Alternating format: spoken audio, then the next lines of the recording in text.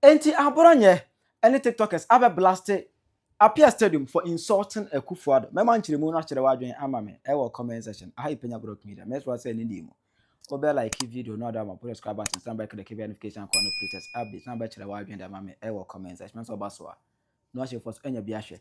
So me ka chire wo enu ase Appiah Stadium e ya de bia is e ya niam ho sem.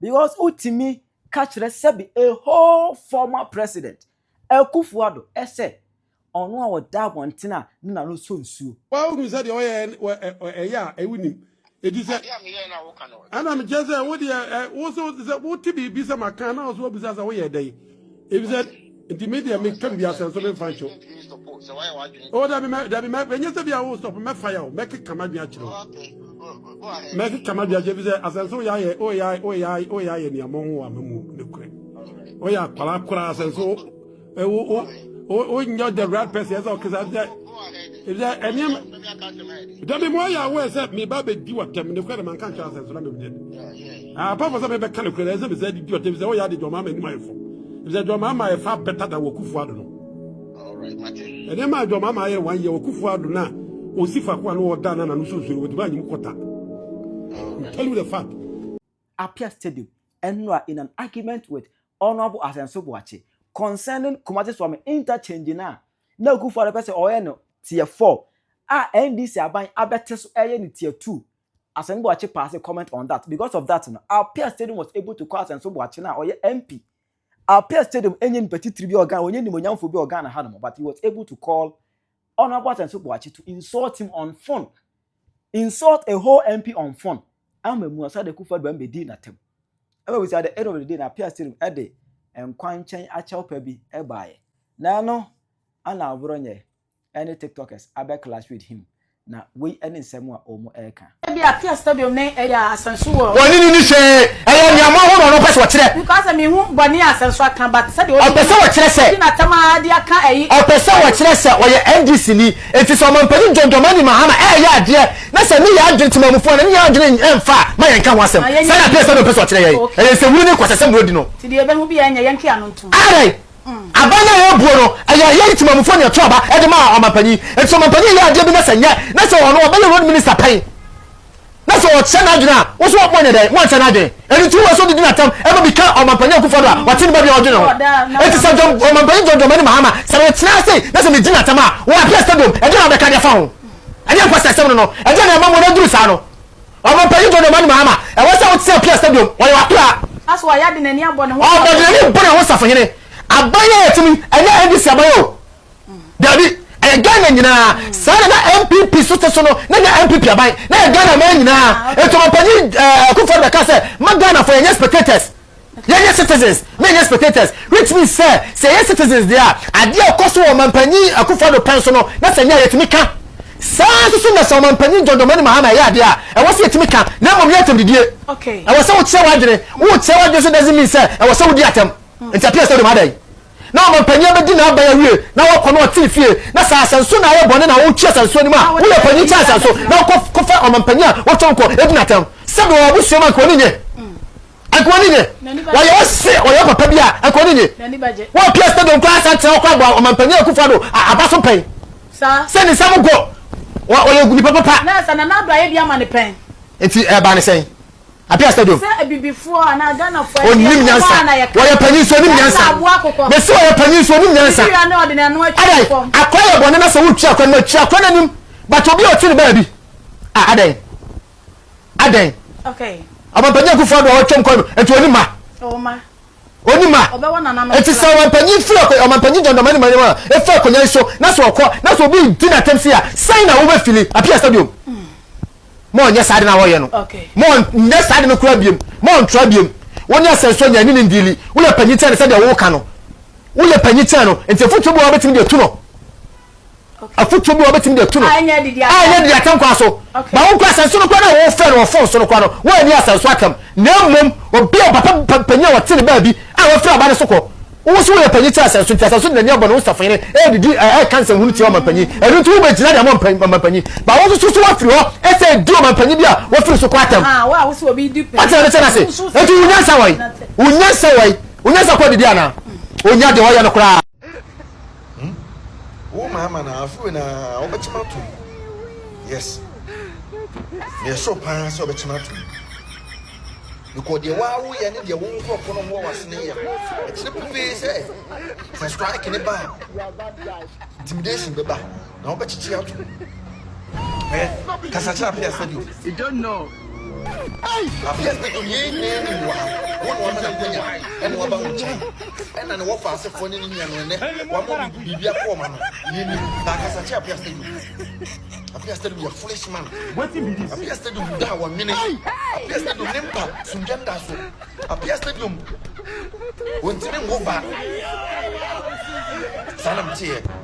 So oba so from mlani hwe o mani. No be juju. Appiah Stadium who You don't know. Who be Kasacha Appiah? The legendary man will leave you a better legacy. NBC and Antina Kunya for Ghana check. No Mahama we dancing and so many more of that. No dear Mubaba Sen, Muba Dribu, John Professor, Muba Dribu, Yakusia, no Mabu, Yabobra, no Mabaseno, Muban Krana, Bobra Nina, no much Chumina, no much Jumina Japadia, no Mudi, Mubiana Moko. Muba Benum no four, Mubanama Benum no four. Munno fo a munno mes be no fo na munno twa wa che no fo anu na munim no fo na munim nom no fo e na munim nom aside no fo kire me de munim nom and this die na mo ba mo nye enye sika die ya hu bi o ma ba ya hu bi Appiah Stadium we are very stupid man endi Akufo Addo tembium don't even try Akufo Addo. The whole Ghana, as we are to Ghana, I say, he is the Ghana for Asamaba. Say, and your politics now before Nanka Appiah Stadium. Coinciding with meeting an Akufo Addo. Say, your politics now before Nanka Appiah Stadium. Coinciding is the movie at the Celeste movie. Boy, wait meeting an Akufo Addo. Papa waiting me a share and almost bear 5 million. What share here from my bear 5 million? They didn't tell money. Papa, COVID-19 by or my teachers 14 apple, a tin 9 months, a 2 mocha. They didn't tell me, or no president, you can answer me. Teachers for a month in a few, or more years you my parents you intimate your mocha. Papa, we didn't tell me. And your politics are like Appiah Stadium way. Bema wait me di papa enum nyamfo ya tem. Politics are buff. And yet politics are. Papa the whole year see me na COVID buy otimika say free pipe, free electricity. Teachers fontina fee. Ejumafo be blending fee so what your money aka. 9 months. It's my teachers for 9 months, solid 9 months. Your money naka, and probably 1 year, or your money naka, my Nejuma. More buy 1 year, me teachers for Yejuma, what your moka 1 month pay. Or no crowd respecting us in an Akufo Addo. You have to be for 20. And Akufo Addo my president, and I'm a politics or Ghana, and I wish you Appiah Stadium. We share not for the body mission and in Papua, pounds. Ah, oh, be ma o ti we. Uti di na Akufo Addo attention anu. O de person make count no. Oh, ti we. Oh, ti we. Just when you car back with them, just say oh nzo oh your no anu no. When the boy ya politics, when the boy am ya check car. Do who say just why you somebody. Na Akufo Addo the car say kwa reject grandpa no car we put. Ah. Eh can make say obey president in what talk. Na Akufo Addo say what team maybe the two for Kenya and Akufo Addo be president no one be deal na Akufo Addo be president no one be you Ghana from refim ho no one be deal okay say mo kai say maybe you na no two for Akufo Addo efie e ko ka kire ne e kan say omumie no ko to car bi satan afa na car na abaso car na mo kan na nye car ketewa wo e yes Appiah Stadium no car nkete tan ni bi car papa and you to Mr. Apano may be president, no one be BD. And yam one more and this for phone number a Ghana Hanam, we are Ghana, Sikana, Modest or Castle, and yam more, Akufo Addo mono, on Nebusiano, omo mbedi president ni na mbe politics mpono mo sika dada wo Appiah Stadium wetimi di wi ase pa so de etimi di na Akufo Addo atem Appiah Stadium ye penny party chi mu abedi na Akufo Addo atem wo Appiah Stadium Power bongobra Appiah Stadium se obedi president Nana Akufo Addo atama me de no anya masem waso wonya akwala ndi se obedi di Penyah atama wo so wo ba de no de anya masem ba se obeka se wanya hwe wa mbo brade mesro ene yifrum nanu ya hwedan kakraka we asi ono finance minister nanu no tukotenam ona bo atofo kireme adwuma endi sa ye no kuro we mu aye ti se dan we e wo kuro mu ha eno na ye de he we so e da ha no eno so ye Bank of Ghana dan foforo na na do asi ne tie se Ghana e be gina MPP aban e be chichiri Ghana yi a MPP aban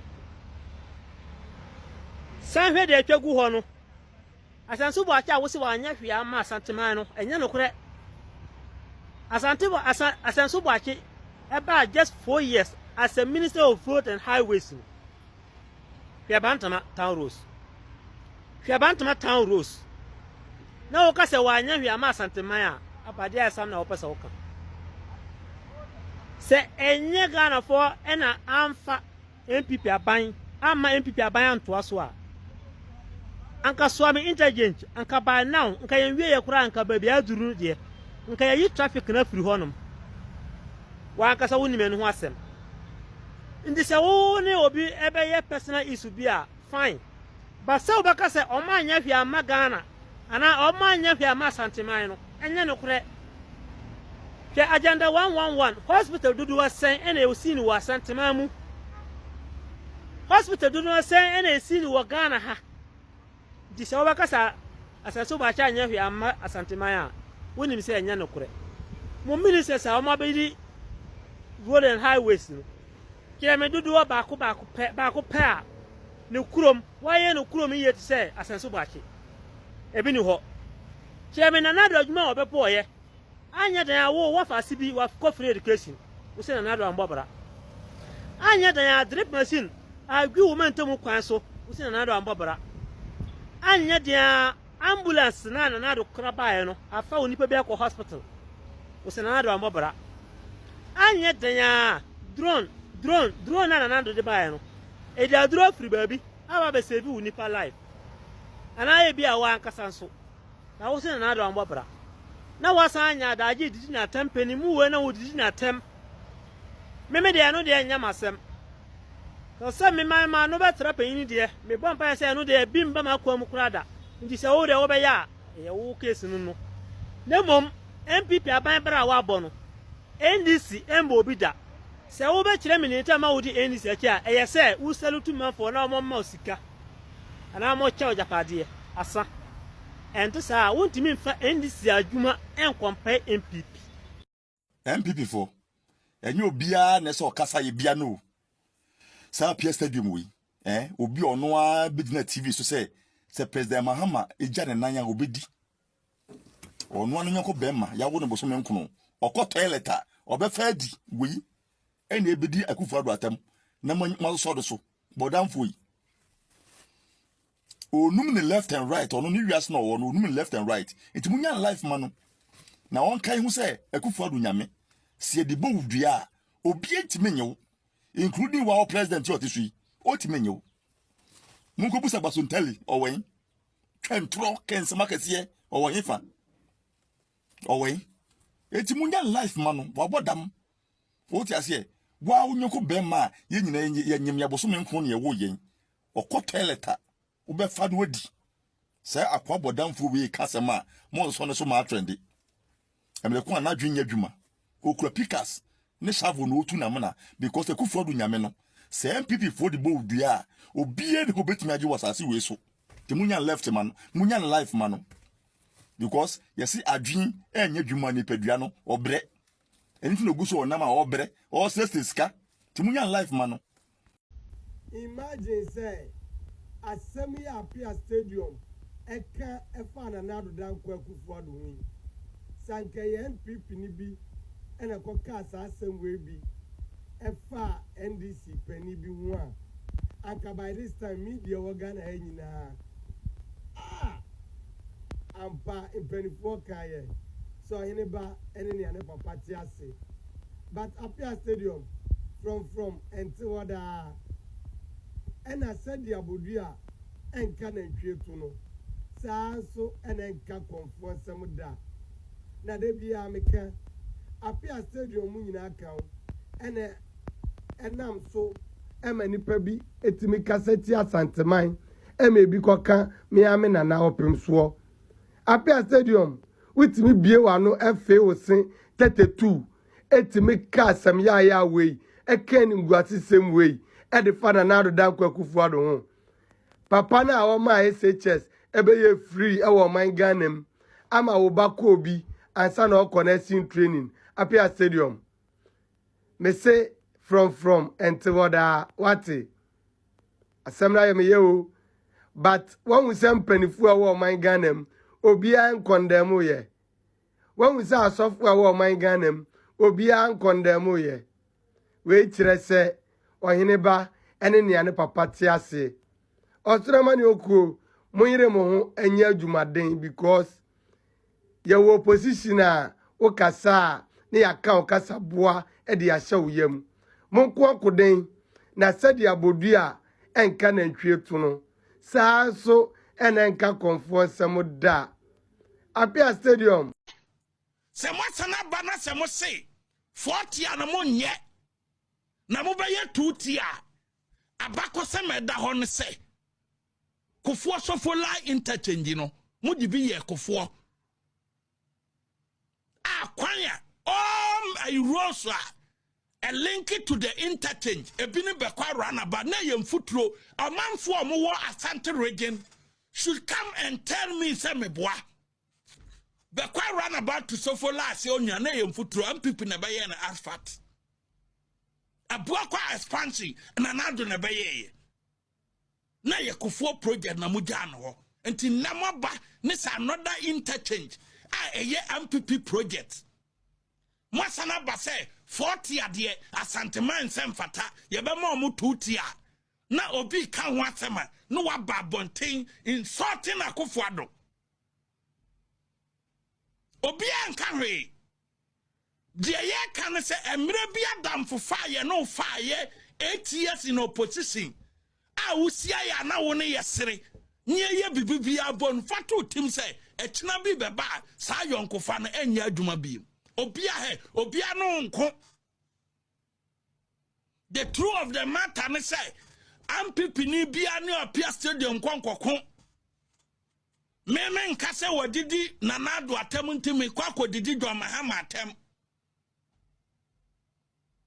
because asa politics me metima ko classroom akwa kira de asa politics metima fa me certificate akwa ba bia akwa ye adwuma obi so any sa opportunity no nti so ye ho de didi a honye nidi yes asa politics me certificate de me ko everywhere in the world hema me nya adwuma ye nti ne adidi na tama adidi atam didi ho no oni nidi ho ne ye kante wadidi na nado atam obi ankonko didi do ma atam but on fan to ne tim say ayonkofa MPP ni nya ye no wo Kumasi airport MPP ni bi obedro ne ye fine no on fan to ne tim say ekena se 2 minutes sa ayonkofa no eni ho biem on fan to ne tim sa obia ni ho meme nkoka say wa kan sama ensem fata a producer bo video no men nkoka say wa kan sama ensem fata atire na nado ntimeme be ka bia atire President John Mahama men yes ade no na mom Appiah Stadium fan to ne tim say ayonkofa MPP ni nya 8 years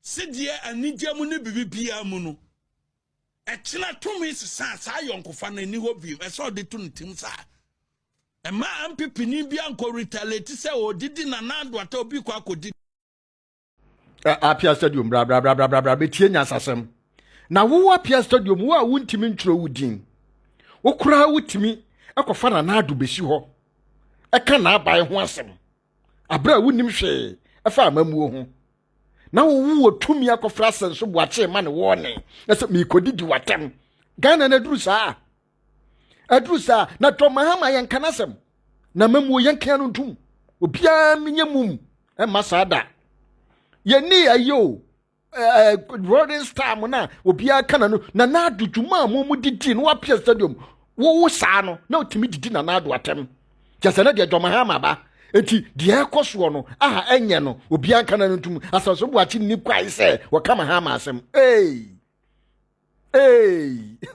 jase at times wo hwe video bi na wa fra so boachi na me pipi for ye fanya mo Sankrofo ye muba pa wa mo na mo sa mo sika e de to aduane dia Appiah Stadium no de da fama beg you no osre onabo na mo asese sika na dia mane ene watima fra wo te wo ne esi yan kama ha ma asem ye be kama ha ma asem chena ye be ka ne ne ye be ka ne da bia na mo ba tie nyina gum ye be nsem hunu no bisa Appiah Stadium se odi ne nanu na jani ayambia ne nanu na ja omo chen na ado ana anase na bishop pani o chen na ado ana ya simbisa anase ayi Appiah Stadium mitba ka chen se na bishop mo ni party team bia omo bro na ado so anase mo dey na ado ana no we need you. Well, how do you know? We need you. Is your son of a Panama Mahama? Oh, I got a son of a Panama Mahama. And Mahama, and then Papa, and your politics. Like I said, never tell you, I said the young people. Yeah. The dinner here, the dinner see here. Yeah. And I placed them in that home. I don't call DC. Yeah, sure.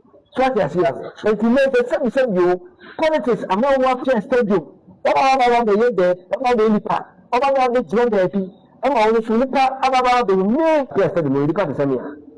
So I say, on a politics, and on Appiah Stadium. But if I should say, Appiah Stadium at Casabi, said the same you say, NBC and fear back what the Crano is better than 8 good years. Appiah. And your family, yes, I am to retry. And your Appiah Nakacho say, you're wrong. Because in fear of it. And if you have the two, you just change fear back. If you feel back, you feel what you know, they are comparison. No, no. The sarcasm of care, no one clear so can say. And fear back what NBC will be kind of crown and a better say 1 people are buying now.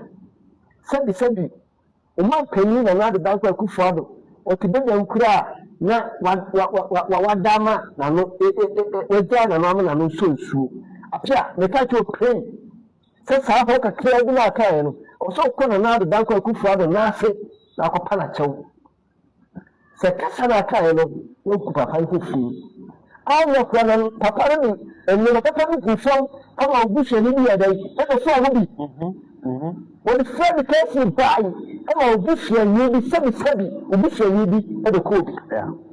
And then was your twin and where I did it. Who Appiah Stadium? You wish I could say the project yes. The bush and you don't have your project. Our 5 workers now come up 20. The Appiah Stadium. So one more exercise some force and time away, and you actually my Penyah. Nana at the doctor Akufo Addo said. What that to maybe I say, no, I can't get down. Appiah Stadium. Said in Paris, I will be a more Asia. I never comment below the. And you be said, I need to do Appiah Stadium Skadana. Ubet match the wide amame. Ewa comment section. How you Penyah Block Media.